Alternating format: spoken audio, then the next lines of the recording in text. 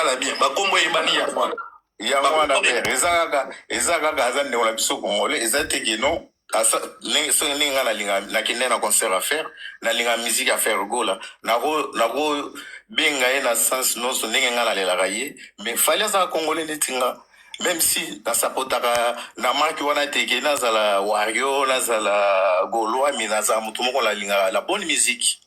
Mais la qualité, oh, les lots. Ok, on a la bonne musique. Est-ce que on peut bien les lots? Ils ont bonne musique. Non, ils ont la bonne musique. Si on a la webissoki, ils ont semi-playback, ba whisky, ba betaka, ba Davido, ba kotaka. On les a musique congolaise, ils ont la base la bisote, identité la bisote, ils ont l'autre. Yangwana yesi, il doit épais un son fort.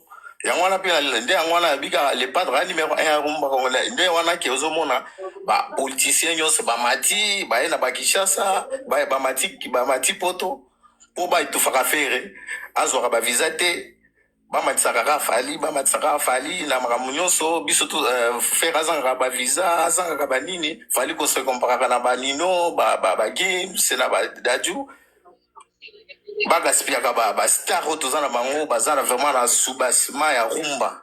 La musique congolaise, mais comment parti primo boye, si tu vois bien, t'as la ligne ba délégation ba tuoti ba kini wana yé et belé l'ami qui perd.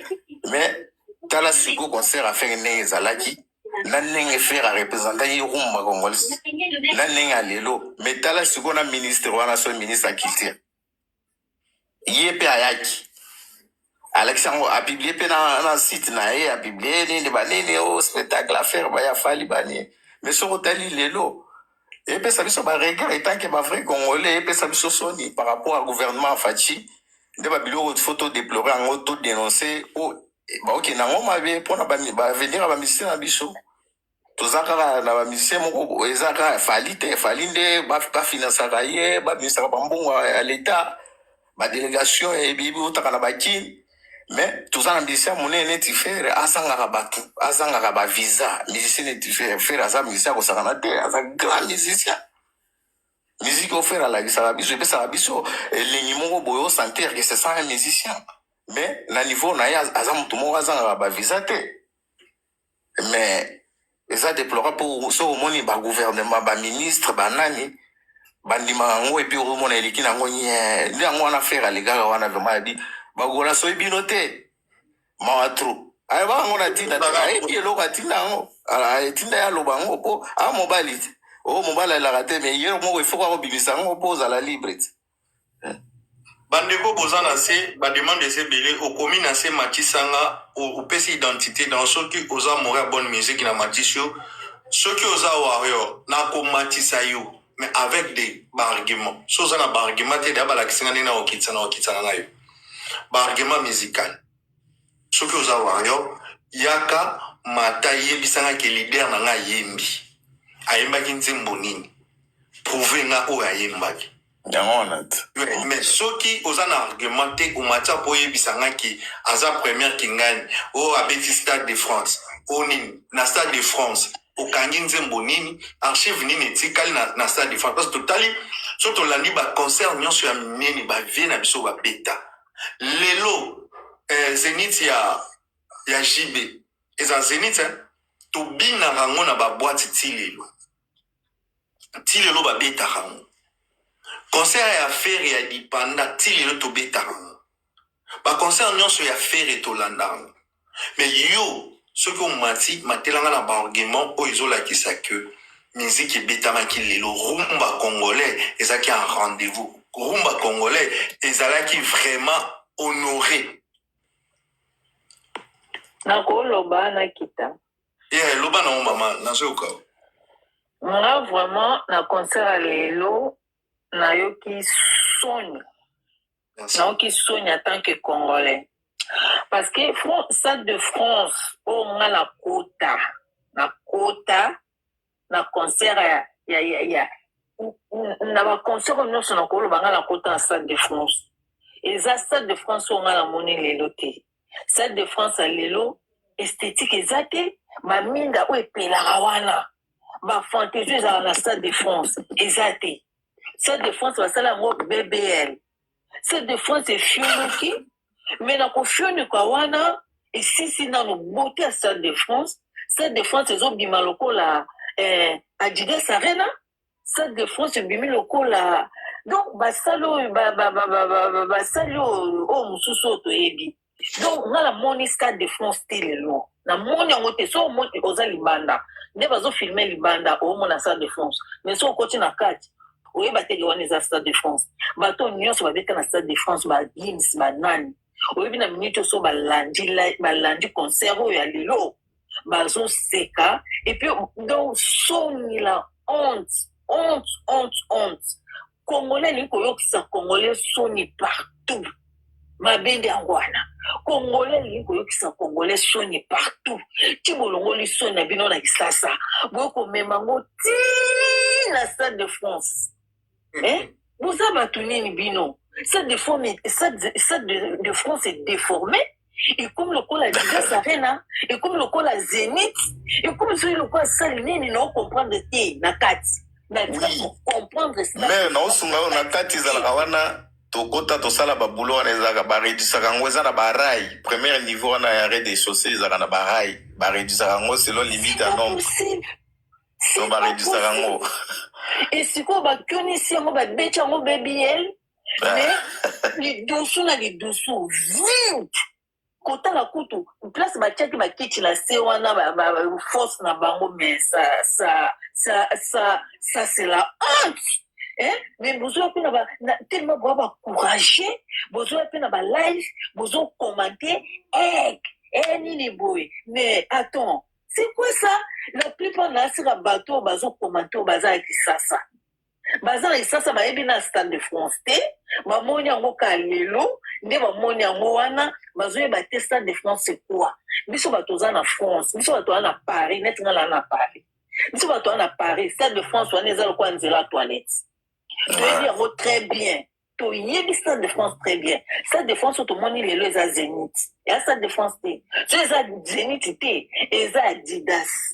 Ba déplacer Stade de France. Alors ceux qui zalaki ngana si l'État français a porté plainte. Parce que loko basali Stade de France, ils a donc inacceptable. Ba BBC bota Stade de France. Et quand il va quitter. Et quand il pèse, quand il ndoki. Quand il va quitter. Stade de France, quand il ndoki. Et quand il quitte. Donc bota Stade de France, c'est Sili. Bota Stade de France, c'est ça les sous-soutés. Donc, vraiment, c'est la honte. Et là, on a la France, otala, moto baton, le quoi bandindi, donc il y a kotanga, salle vide. Oh, ben, c'est solde, papa. Mais non, c'est ça que solde. Solde, dans la salle vide. Bato bakenda kuna depuis omoni biloko ko kabela omoni biloko ko kabela oui ya ofango ya ngwana omoni biso na 20h biso tozaki déjà na nani na salle na biso tozaki 20h tozaki déjà plein libanda plein mbila tali dégâts soki na koti bato nyonso eza grave.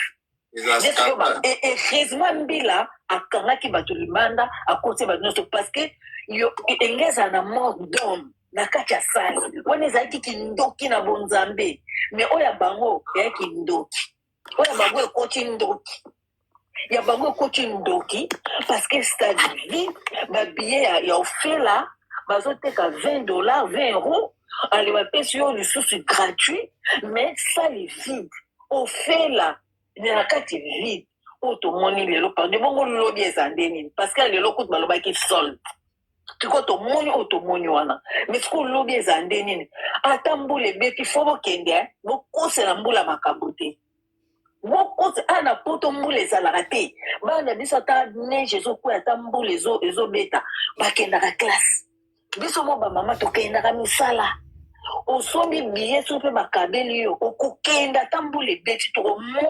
tokomona kapasité ya lobi lisusu ezaki ndoki ti oyo lelo tomoni kindoki bongo lobi eza nini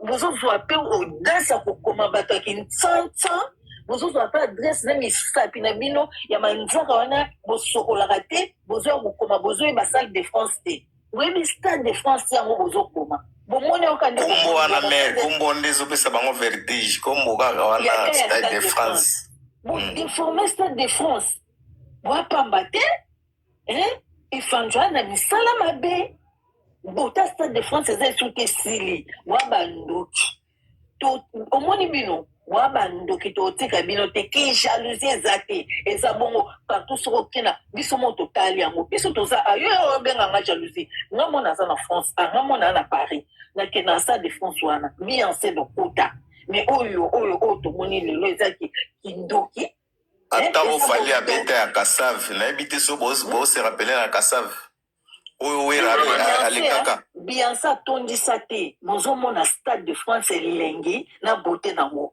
mais ozomona elengi na beauté ya stade kata donc ebebisi na beauté ya France ya stade de France ebebisi nyonso donc stade de France comme lokola salle moko ya matanga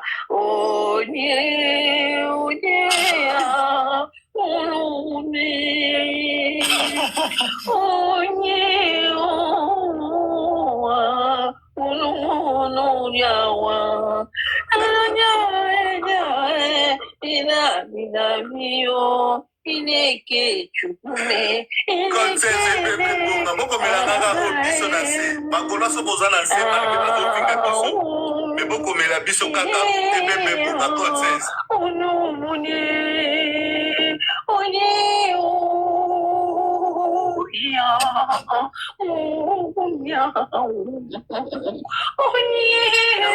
kontseze bebebonga bokomela kaka na se vraiment bokomela kaka na se nasengi na nga kado te nasengi niteka code 16 na se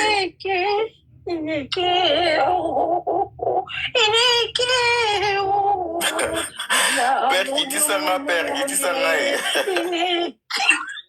code 16 s'il vous plaît merci maman donc force à vous yo benoko kita te po yo fo bandela nzembo wana yo fo bandela ngo parce que loko wana ya makasi topesa nanu maman biso ato matape susu maba maman fongola no micro s'il vous plaît yabite soza warrior soza nani soza warrior yelanga ba argument injurte maman lobia wa fingite atikali kana musique papa tranquille tranquille moi je suis gauloise ok je suis gauloise c'est papa un peu rien du tout mais je tenais à intervenir quand même parce que non c'est l'impartial là gauloise à mon souni mais niveau musical, je dois vraiment être impartial. Tout sur la PMB. Okay. Parce que moi, les choses que j'ai vues aujourd'hui, la Stade de France, voilà, mais vous savez que tout d'abord, je vais commencer par une chose. Vous avez vu que Stade de France, c'est un mindélé, ma français. Donc, on va savoir qui voilà, que Congolais, mon boyé, na Congo, il y a Fanjo, on va mettre à la Stade de France. Donc, les Français vont garder un œil, ils vont essayer de voir comment il a presté, qu'est-ce qu'il a offert au public au Stade de France. Parlons artistiquement parlant.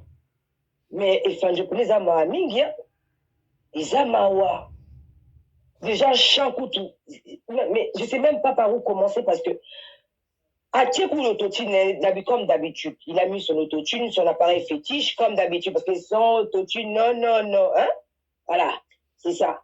Mais, ayez Beliwana, Bandekonanga, soyons vraiment sérieux, bah, warrior. Moi, ma fan, ma erreur, bongo. Qu'est-ce qui vous offre comme spectacle en chant votre artiste? Et comme on playback. Hein? Moi, je n'ai jamais vu l'artiste Ferrego, là, rester en faisant du playback. Donc, il faut que vous mawa. Maman, quand tu passes un mot, quand tu as fait rigoler, tu n'as jamais vu un artiste congolais. Parce que congolais, bah, est bien à Koyimba. Exactement. C'est la première fois de ma vie que je vois un artiste congolais sur un podium en train de prester avec du playback derrière. C'est du jamais vu. Oh, ma connexion, ma congolais, nous les Congolais, on ne fonctionne pas comme ça dans la musique. Biso, c'est Yembande. Musique, ils ont mis dans la cima, aux unisangu, tu chantes. Voilà musique, nini wana. Ils ont soni, pour la mindele, ils ont soni. Non, quand on a soni, en tant que Congolais, ils ont soni. Mungongo ekauka, prestation tout au côté, koyemba kutu za mawa. Mawa. Et puis c'est la première fois là, moi, la salle de France. Et vous voyez que c'est plus, pour moi, hein, aujourd'hui là, dans ma carrière, bah, Warrior, voilà, ça m'a encore poussé à aller revoir encore, parce que moi, le Stade de France de Gims, j'y étais, hein. J'y étais. J'y étais au Stade de France de Gims, j'y étais au Stade de France de Joule, j'y étais au Stade de France des autres, mais je n'ai jamais vu le Stade de France à ce point-là. On est sous le Stade de France, c'est une salle lambda. Au Stade de France, bah, le Bosnia, on a fausse, il a dit la Kitty. Une fosse avec des chaises. C'est du jamais vu. Stade de France, on dirait que des Stade de France, on dirait quand les Salmon, on dirait la région de Maman, on dirait Zénith, on dirait Salmon, il n'y a pas macabre, mais c'est du Stade de France. Et ça m'a aspect. Et ça m'a aspect à ma Lili. Stade, et l'écoute à Stade, et ma Lili. Non, mais Fali, franchement, moi, si j'ai un conseil à te donner, Fanjo, faut te revoir. Faut te revoir. Parce qu'on est à musiquité. On est à musiquité. Tu fais n'importe quoi. On est à musiquité. Tu fais de la merde comme musique. C'est pas possible. Et tes fans, ils sont là. Ah, et si vous êtes méchants, vous n'aimez pas votre artiste, vous l'envoyez pas dans le bon. Stade de France, waouh, nous on dit ça, le Stade de France, nous on a vu les Stades de France, j'ai encore revu les images de Stade de France de Gims. Bah voilà, nous ça va la Gims, ça. Vous êtes là à dire, oh, Gims a l'équipe, Gims, vous rigolez ou quoi? Bah voilà, on se voit à Tembeko, beaucoup de temps on a internet, beaucoup de images à Stade de France de Gims, beaucoup comparé à l'image de Stade de France, la ville, au bout de Lemba. Le cas vous abonnez qui ndo qui bonzibaka ati parce que na okifala zoyimba ko papa yanga na okifala zoyimba na okifala zoyimba na okisoni tala mungongo ezeba mungongo moke pola ata kutu goût ya chant ezate il donne pas envie de l'écouter ya on ba ko na pona nga pasa bien ko za gola plaisir lengi toujours ba nuance moko zo ka ba chant ko moko zo zo lenga ba frisson. J'étais à comme ça quand il y a mon quoi yemba aux aba frisson ma nuance et Mathieu Kitty je comme qu'on tremble tellement que sentiment à chant et qui fallait sentiment à chant exaté mon gongo est taou quoi nabi et mon lobi exaté le moi yemba nino je me pose ça papa vous savez hein non qui a yemba lelo nabi lobi exaté ni hein? Lobi a kofula kaka. Lobi ne toi kofula lobi toi. Lobi kozaka kofula na kofula. Parce que la langue on a témoigné à chanter papa vous dit ça là. Je parle impartialement parlant, musicalement parlant, fallait que la chante et le koité. Et à sonne parce que faut mettre la salle à Mindele, la stade à Mindele parce que les Français ils vont forcément il y aura des critiques.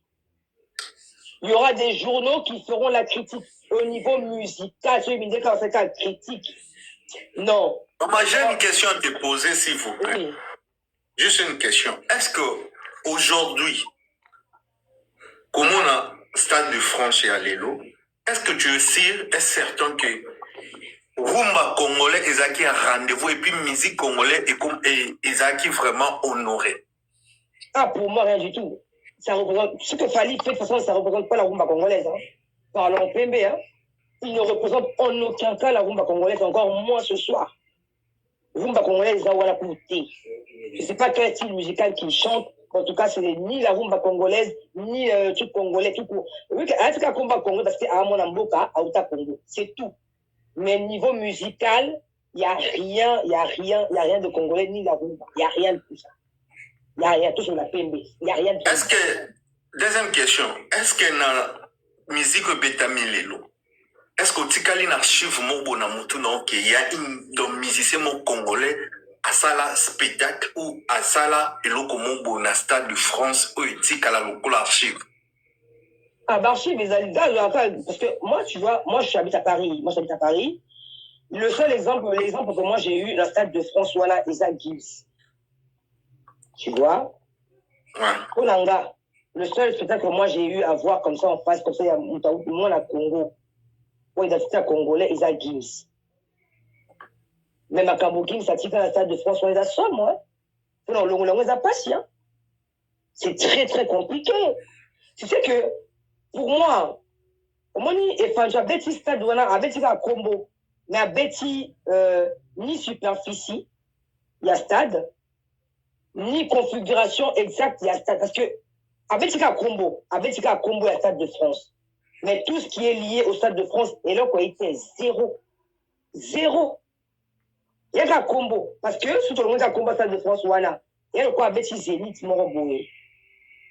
Ou bien Accor Arena. T'as capté? Parce que ça n'a rien de Stade de France. Rien du tout. Parce que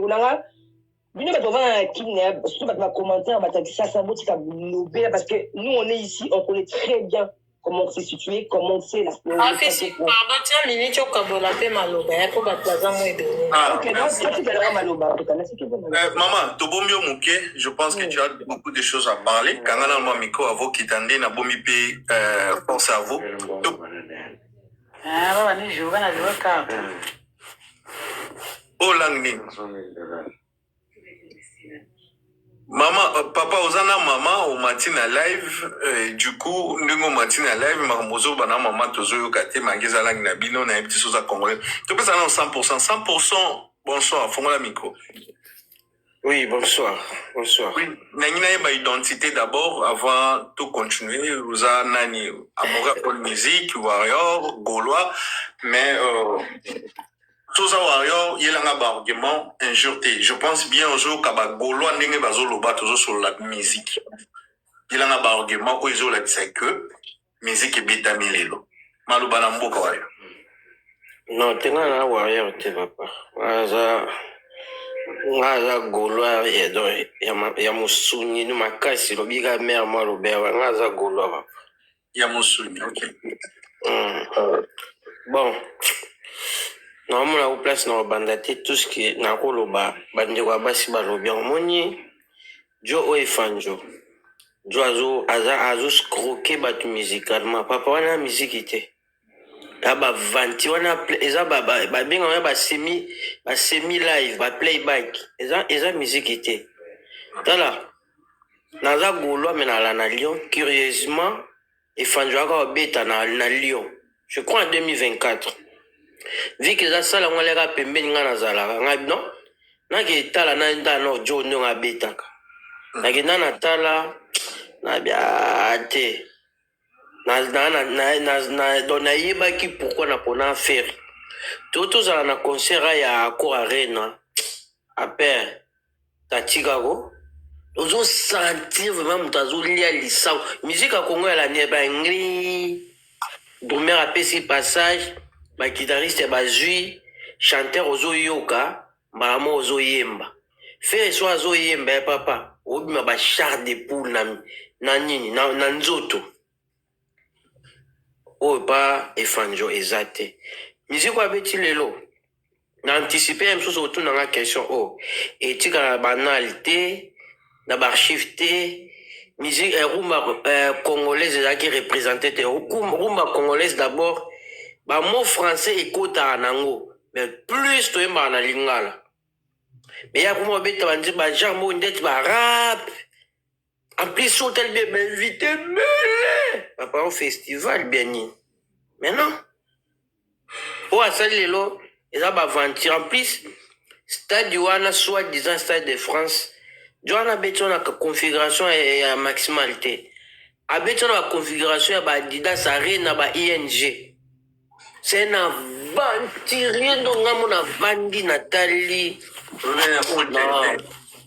papa j'ai des larmes aux yeux na bi obelo soki gouvernement oyo nenga pour la radio aventurier au chose ayi bando pour les Jésus de Niance bon Jésus de Niance a combattu au moins na Congo wana gouvernement presque bango tout balinga affaire était mais so Jésus de nuance azaki vraiment na appui o jo azana ngo papa mbeto sala mbeto Jésus de nuance nga sa exploit belé mais bokanga date ya lelo papa ta 3 ans ta 4 ans omoni stade wana to betango ona yoki joka le kaka bino muta osala on faisait dans 100 ans dans 100 ans biso nyonso atumta ozala zate mais je suis sûr et certain dans 4 ou 5 ans faire beta stade même on a même parc des princes papa on a bic rouge to corriger ba on a musique toi ça les a playback donc musique moi batie yozo ozolandaka na maloba mi moi mikwana eza fantasy les gars ils chantent pas ay boy matin même ngana ndimita lekinga na oyemba nga mokutu alekinga te Papa, nga kutu efanzo alekinga te. on comprend donc ndulo natali lobi lelo na bia na sala bien na pona ngamba malamu parce que jitalaka nga na landa Jésus de nuance partout na Lyon mais na da na bien na Londres na hôtel déjà réservé mais pour na JE na ING tozalaki na Bercy tozalaki na Didas Arena tozalaki Mubondo toujours.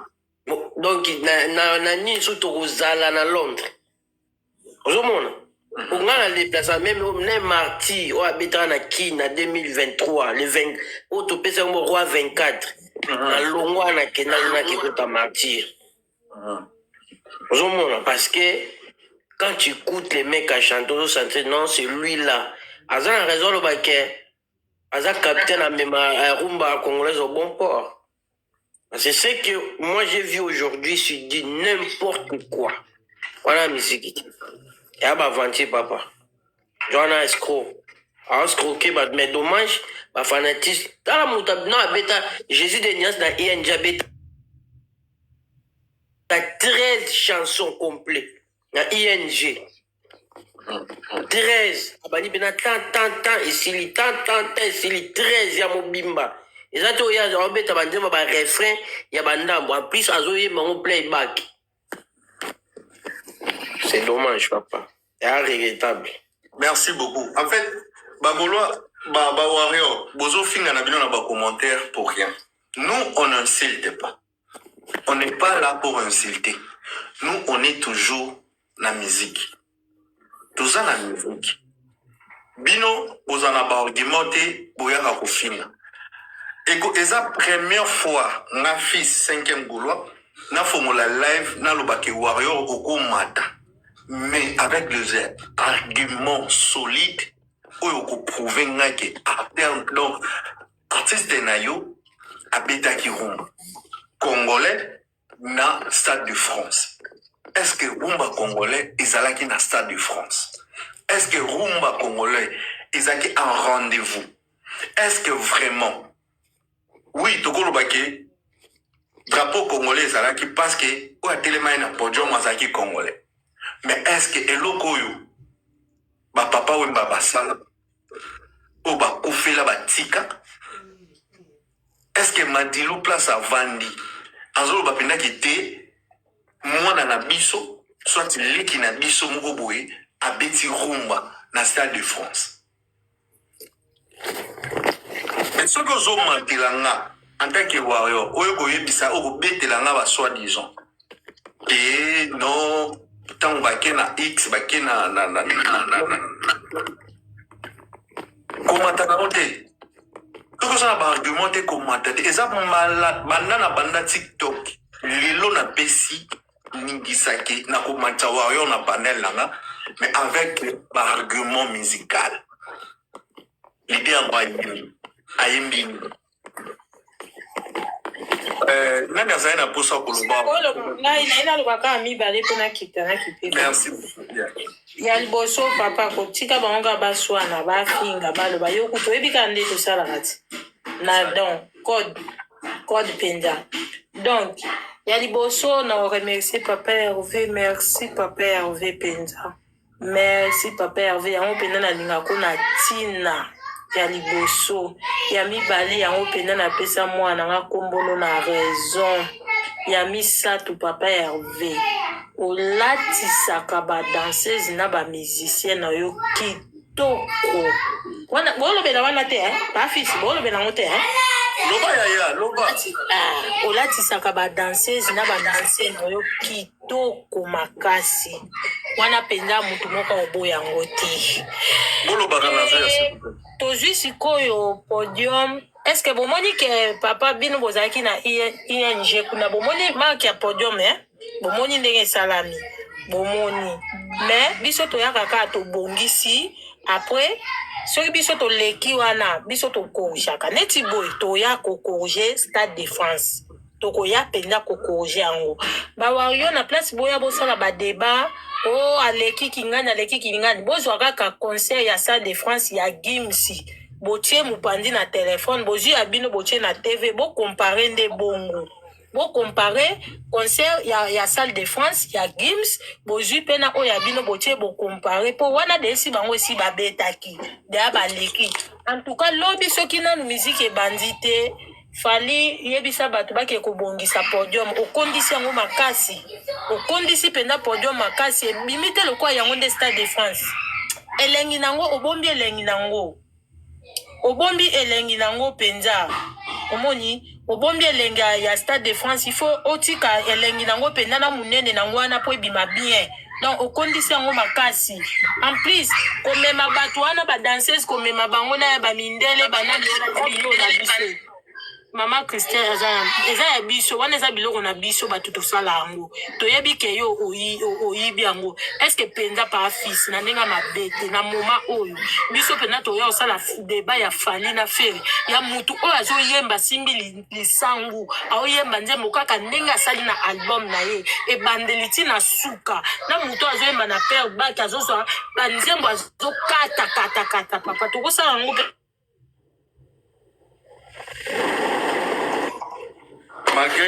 malgré maman biso akei maman Christelle maman Christelle azali na posa pe aloba topesi maloba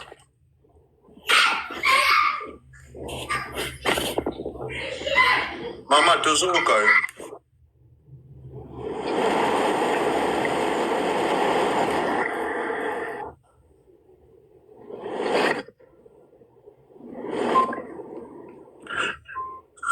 papa okokanga micro soki bon namoni mama azoloba lisusu te nayebi te bademande eza ebele makasi na se tomeka mpe kolobaka moins rapide nazobandela bien nakotuna question oyo na mama force avant napesa moto mosusu maloba est-ce que mama force okofongola micro force à vous est-ce que vraiment na conseil obolandi lelo boyoki ata passage ndenge vraiment tolandaka musique congolais penda bapesi nan tan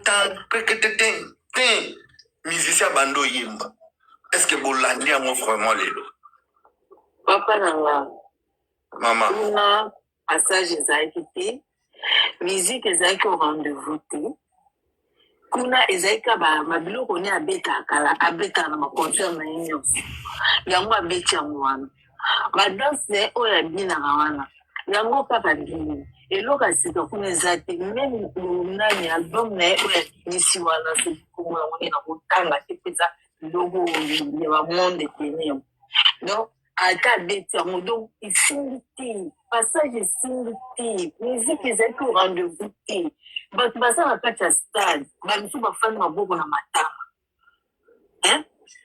maboko na matama nga nayebi ke omoni ya biso nde ezalaki show omona papa ya biso abeti rumba baosisa rumba aobeta générique donc bozaka ya kotelema na bato nyonso bazali na bakiche bazalaki biso tosombe baplace ya kofanda tofandaki te tozwaki tala kofanda te na baplace oyo tosombaki tozalaki ka debout parce que ndenge tobandaki danse début ntina fin ezalaki ngo asima osentir ke lider aoyemba lider aolia lisango moto nyonso fa nyonso azose retrouve mais oyo ya lelo nasali bacapture de compte naenregistre baimage ndezo bato bafandi maboko na matama bato bafandi donc depuis nano bato bakotaki 17h bafungolaki porte ti 20h30 bato bafandi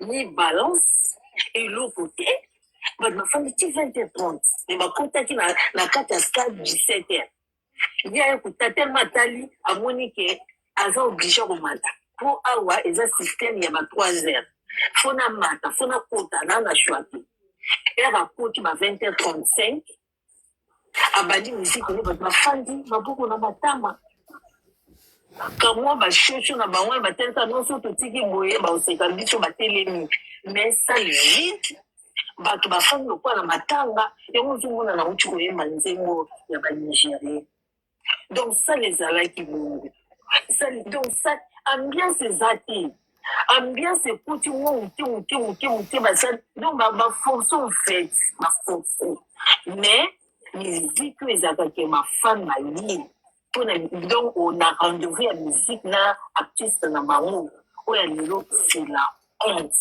eloko moko biso tokosene kuna ezaka biloko na ye ya kala badanse na ye ya kala nabosani lelo soki atie bude parce que nga nazalaki prise na baimage nazalaki prise na oyoka donc asali baorgame ebele na autotune nayebi te place wana soki bolemaki yango nasi bato ebele basali bazwi baplace wana asali baorgame ebele na autotune na ye asali baorgame ebele donc miziki na ye vraiment ndenge nano nga na olobaki ndenge basalelaki yango propagande nde bawando balobelaki yango vraiment oyo tomoni lelo eza c'est la honte du Congo efanjo ayokisi biso soni eza pasi bato balie kosepela baye kobina bon teme ezali nango mpe balie ofele teme ezali nango balie ofele tolobaki baye na bango batali bazongi na bango parce que biso na biso balie na biso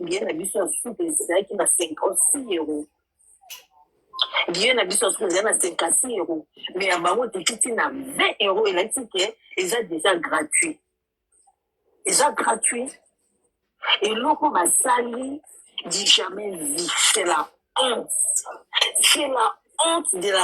du Congo RDC c'est la honte ofinga te mais oyo tomoni lelo na Paris na France na banlieue proche à Paris eza honte tokota na biso baconcert na stade de France mais oyo tomoni lelo tomoni stade de France te tomoni miziki te toyoki miziki ya balonga te tomoni ka danse na danse kuna te orchestre ngo ezala ya badanser tomoni ka bato bazobina mais bayembi ya balonga te bato bakoti na bango te heureusement bato mosusu bazali na bango balie batika na bango libanda mpo badrage na bango basi mpe batikali mpo mibali badrage bango tinde concert esili baboye na bango kota mpo bayebaki ke na kati kuna eloko eza te yango badushe ezalaki partout otali koto badusu otali kuna lidusu otali likolo lidusu na nsima podium kuna kutu na parlons plus yango na oloba ke concert ya lelo eza lokola ebembe akufi na nigeria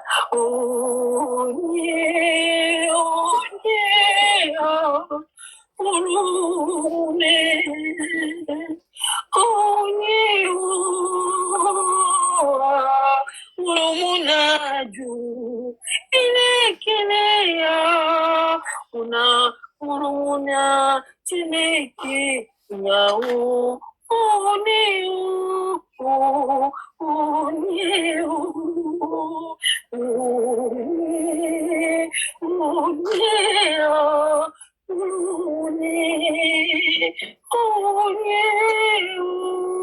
ya ulunadu inekeleu les Congolais ont ilon oneu ai ineke les warriors.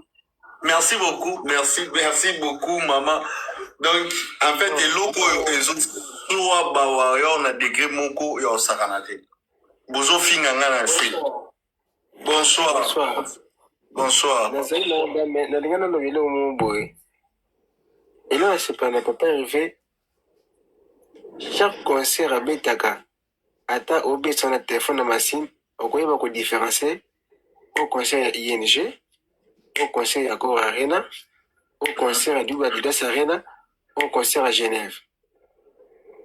chaque concert okoyeba kodifferencie ata nakangi miso so otiaka na ye biso masa au concert Belgique ya faire différence eza pourquoi toza na école de chant avant faire un matin orchestre bandaka eka Mathieu de Gaulle ayembaki avant faire ya Shawal ayembaki ye kota koma da charge faire asala so balance te koma Shawal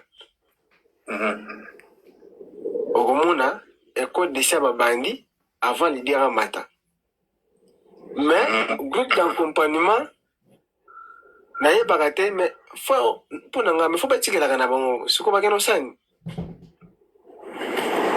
batipa wana bapapa mikolo wana bakena osani mpo babinaka na bango donc mosala ezaka kobina lelo baza bango koma badanser na badanser batata mikolo bongo mpena mais faut bapesa barespect baza mpe quand même baparent oyo ye asalaka bango quand même eza propre te bapere wana mosala bango babinaka na bango kaka pape moko ya misengi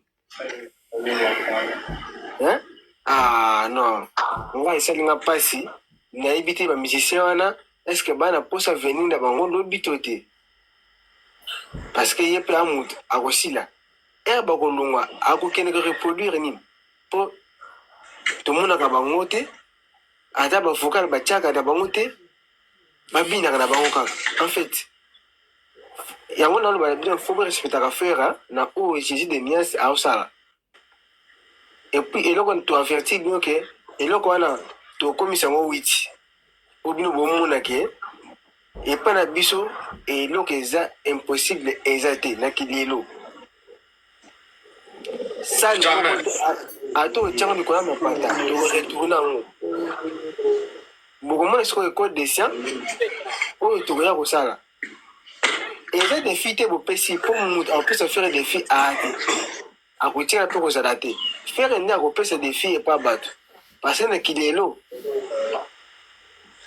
ako are na format oyo ekomi lelo moto akobeta yango susu aza te donc en fait bopesa respect na papa Hervé parce que eye aza patrimoine na Congo moto aasimba rumba congolaise oyo aamengo jusqu'au bon port uniquement totikalaka na ye représenté ya papa oyo mamadilo donc bakester etikalaka ye soki frere aza te rumba esili mpo oyo tomoni lelo vraimen tomonaka na baconseil bato mosusu bazolala na bango moto ake conseil malali biso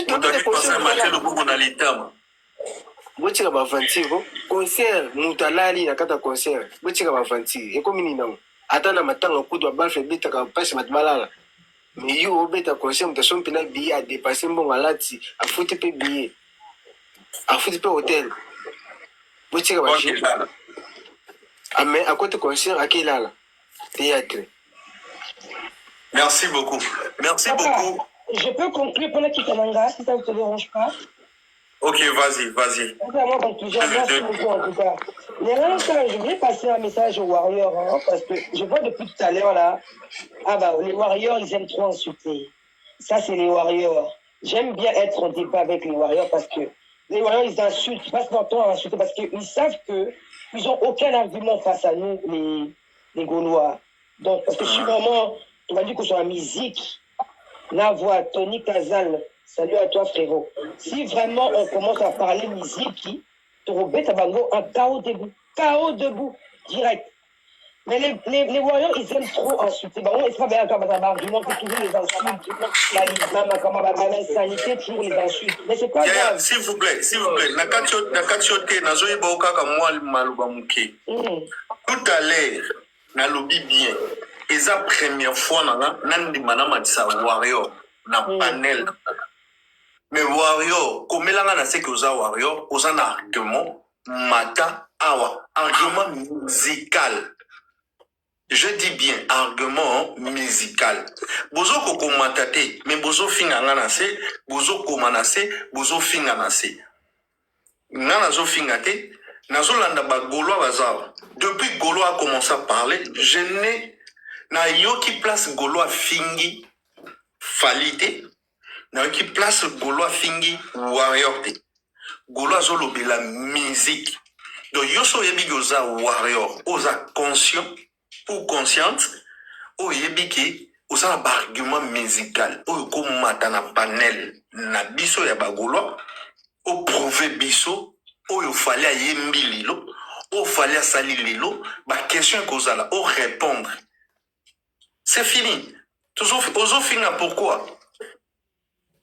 Parce que bino barguement ça sous-souté. Donc, argument musical et comique à insulte. Non, nous on n'insulte pas, mais on veut des arguments musicaux.